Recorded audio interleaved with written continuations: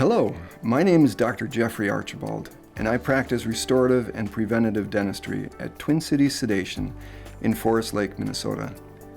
This is the third video in a three-part series on using capnography during patient sedation in your dental practice. By now, you may have already watched the video describing what capnography is and why it's an important monitoring tool and how to properly implement capnography into your practice. This video addresses what you need to know to ensure good results and some troubleshooting tips. First, start with proper insertion of the single patient use moisture trap and filter. Place the filter in the moisture trap so the silicone gasket faces up and hydrophobic material fits inside the moisture trap opening. Using the guide marks on the back of the monitor, align the groove at the top of the moisture trap with the ridge at the top of the trap housing on the monitor. The trap is tilted in top first, then bottom. Press the moisture trap into position using the tab. The moisture trap should be flush with the side and back of the monitor. Next, place the cannula on the patient and attach the connector to the moisture trap inlet. You can use a nasal cannula or an oral nasal cannula to capture airflow from the mouth.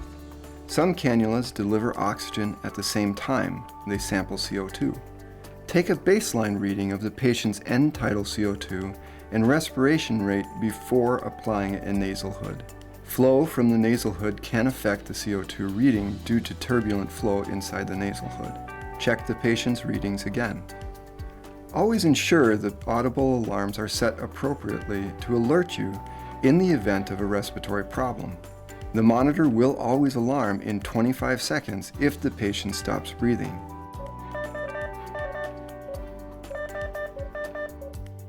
The most common issues you may encounter with a side stream capnograph are no waveform accompanied by a no breath message, or a dampened waveform with a low reading.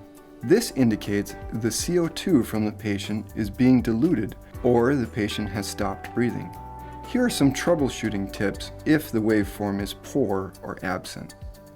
Always check the patient first to ensure they are breathing adequately and the cannula is properly positioned on the face. If the patient is mouth breathing, there may not be sufficient airflow detected through the nasal prongs. Check the moisture trap for a secure insertion with no air leaks. Briefly pinching off the cannula should result in an occlusion message. If you can't occlude the cannula, the trap and filter may need to be reinserted or replaced. Check the flow in the nasal hood. A high oxygen flow may be diluting the CO2 in the sampled air. Finally, check the vacuum in the scavenging system.